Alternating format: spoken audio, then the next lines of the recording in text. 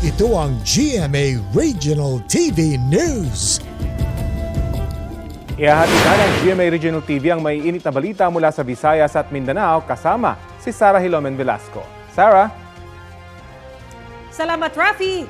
Patay ang isang senior citizen sa Oslob, Cebu matapos pagtatagain ng kanyang asawa dahil umano sa pagiging maingay.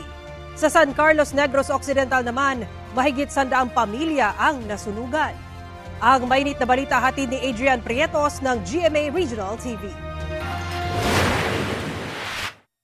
Mabilis kumalat ang apoy sa hindi bababa sa 80 bahay na nasunog sa San Carlos Negros Occidental. Mahigit 100 pamilya ang nawala ng matitirahan. Pansamantala silang nananatili sa evacuation center.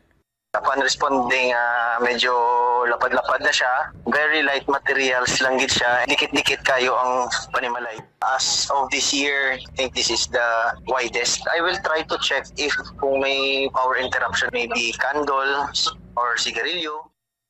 Ayon sa BFP, umabot sa 750,000 pesos ang halaga ng pinsala. Isang oras nagkatensyon sa Barangay Estefania, Bacolod City matapos i-hostage ng isang lalaki ang kanyang kaanak. Ayon sa pulisya, pumunta ang suspect sa bahay ng kanyang ina, bit-bit ang kutsilyo at martilyo.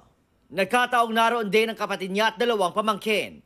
Kaagad na nagtago sa kwarto ang mga kaanak ng suspect. Atakeho niya, may lang nakasulod sa kwarto. Naniraman ang ini mga iman ng pamilya man lang nanaya utol ya kagwa kay nablos no nang lock sila tudo kay may bit patalom ang ano mo may patalom ang lalaki ang aton si Pichado kag isa ka martilyo kag gusto pagwaon gusto man guro magwa sa pamilya guro hindi man makagwa kay ang gate sirado. Ayon sa pulisya, nagalit ang suspect ng aksidenteng matapunan ng mainit na tubig ang kanyang kamay at nang makaapak ng pako.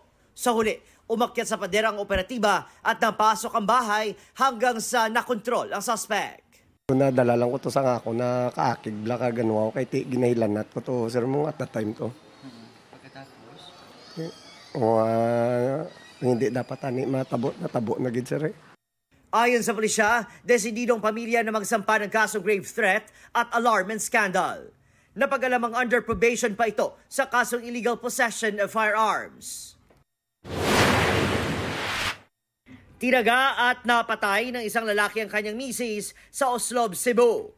Nagtamo ng maraming sugat ang biktimang 72 taong gulang. Nahuli ang suspect sa Mandaue City.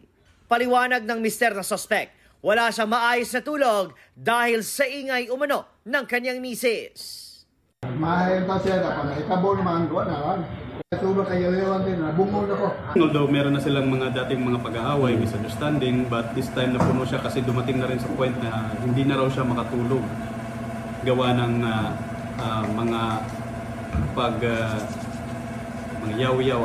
Ayon sa panganay na anak ng mag-asawa, mapapatawad nila ang ama pero itutuloy nila ang pagsasapa ng kasong parricide.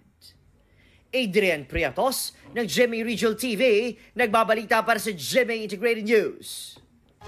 Kapuso, para sa mga maiinit na balita, mag-subscribe sa GMA Integrated News sa YouTube. Sa mga kapuso naman abroad, subaybayan nyo kami sa GMA Pinoy TV at sa www.gmanews.tv.